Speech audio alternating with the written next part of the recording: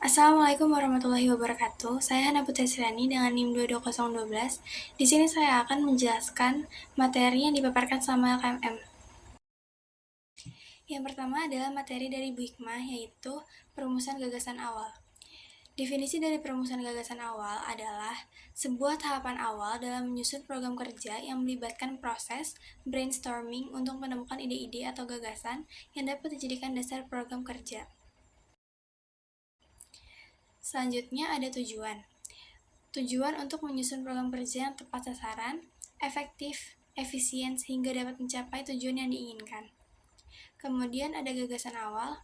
Gagasan awal ini haruslah bersifat jelas, ambisius, tetap realistis, bertahap, dan berskala prioritas. Kemudian ada keuntungan dalam perumusan gagasan awal, yaitu 1. Menyediakan visi dan tujuan. Kedua, menghindari kesalahan yang mahal. Ketiga, memudahkan pengukuran keberhasilan. Yang keempat, kolaborasi yang lebih baik. Yang kelima, memotivasi dan mendorong kerjasama. Yang keenam, meningkatkan kreativitas. Yang ketujuh, mengidentifikasi masalah atau peluang. Selanjutnya ada langkah-langkah.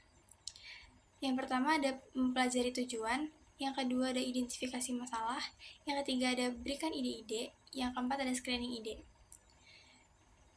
Kemudian ada aspek yang harus dipertimbangkan dalam perumusan gagasan awal, yaitu yang pertama ada relevansi, yang kedua ada kreativitas, yang ketiga ada efektivitas, dan yang keempat ada waktu dan anggaran. Kemudian teknik dan alat bantu yang dapat digunakan, yaitu yang pertama ada SWOT atau SWOT analysis atau strength, weakness, opportunity, dan threats. Yang kedua ada brainwriting, yang ketiga ada mind mapping. Selanjutnya ada materi dari Bu Puji, yaitu penjabaran rencana kerja dan kepanitiaan. Organisasi. Wadah terbentuknya organisasi di mana organisasi memiliki tujuan bersama dan bekerja sama untuk mencapai target tujuan. Kemudian ada visi, impian organisasi di mana yang akan datang, dan kemudian ada misi, arah yang ingin dicapai organisasi. Selanjutnya ada merencanakan program kerja, yaitu yang pertama, bermanfaat, yang kedua, target program kerja, yang ketiga, indikator keberhasilan yang terstruktur, yang keempat, realistis yang dicapai, yang kelima, kreatif dan inovatif, yang keenam, usahakan tidak terstruktur program sebelumnya, yang ketujuh, memperhatikan sumber daya, yang kedelapan, fleksibel operasional.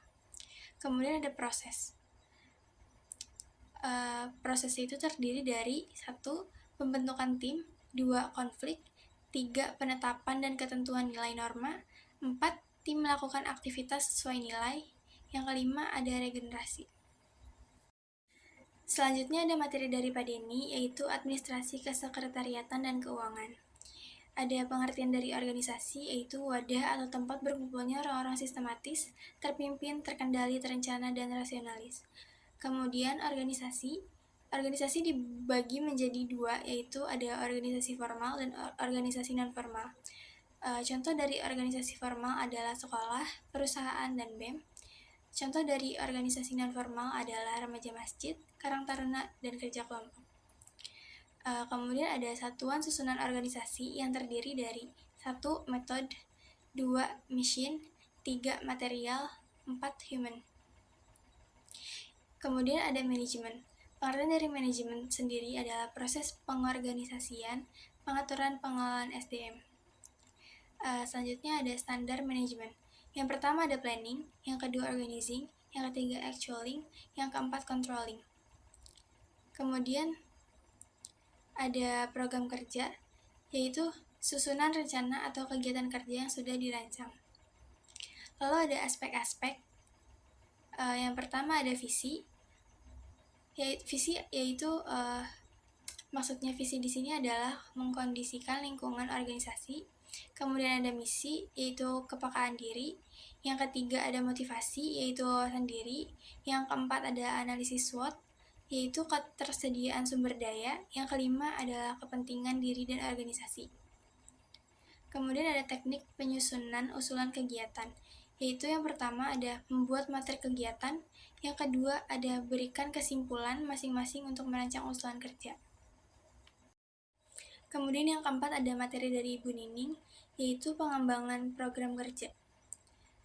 Teknik penyusunan usulan kegiatan. Pertimbangan dalam usulan kegiatan. Yang pertama ada menginduk pada kepentingan lembaga yang menaungi atau profesi. Yang kedua ada memperhatikan visi dan misi organisasi. Yang ketiga melihat tren dan tantangan ke depan. Yang keempat memperhatikan kebutuhan bukan keinginan. Yang kelima mencerminkan keunggulan. Yang enam terukur. Yang ketujuh adanya daya dukung, terutama SDM. Kemudian ada aspek yang mempengaruhi dalam merumuskan usulan kegiatan, yaitu yang pertama ada kondisi lingkungan organisasi, yang kedua ada kepekaan diri, yang ketiga ada wawasan diri, yang keempat ada motivasi diri, yang kelima ada visi dan misi, dan yang terakhir adalah analisis SWOT. Kemudian penyempurnaan usulan. Ada jadwal, sasaran, dan strategi. Bagaimana mengantisipasinya? Yang pertama, ada memperkirakan semua kemungkinan sejak perencanaan awal. Yang kedua, diadakannya evaluasi atau rapat koordinasi. Dan yang ketiga, membuat jalan alternatif agar kegiatan tetap bisa berjalan. Yang terakhir, ada materi dari Ibu Susan, yaitu pemahaman diri, motivasi, dan keterampilan komunikasi dalam perspektif psikologi. Pemahaman diri ada cause dan effect dalam motivasi dan pemahaman diri. Kemudian ada pemahaman dan pengembangan diri itu penting. Alat dan teknik untuk meningkatkan pemahaman diri. Yang pertama ada jurnalisasi, yaitu menulis tentang pengalaman, emosi, dan pemikiran harian. Kemudian yang kedua ada refleksi, yaitu mencari waktu untuk merenungkan diri dan pengalaman. Dan yang terakhir ada pertanyaan yang dalam, yaitu mengajukan pertanyaan kritis tentang diri sendiri, seperti apa yang benar-benar saya inginkan atau apa yang membuat saya bahagia. Kemudian ada pemahaman diri atau self-understand, yaitu kesadaran mendalam dan introspeksi tentang siapa diri sebagai individu, termasuk pemahaman tentang nilai-nilai, keyakinan, emosi, tujuan, kekuatan, dan kelemahan. Kemudian ada self-determination, teori atau motivasi diri, yaitu menekankan pentingnya motivasi intrinsik atau motivasi dari dalam, dan kontrol diri dalam mencapai keberhasilan dan pertumbuhan pribadi, achievement, motivation theory. Fokus pada dorongan untuk mencapai tujuan dan prestasi, serta bagaimana faktor internal dan eksternal mempengaruhi motivasi individu. Motivasinya ada pemahaman diri, membantu mengidentifikasi tujuan yang sesuai dengan nilai dan minat, dan kemudian ada kesadaran diri memacu motivasi.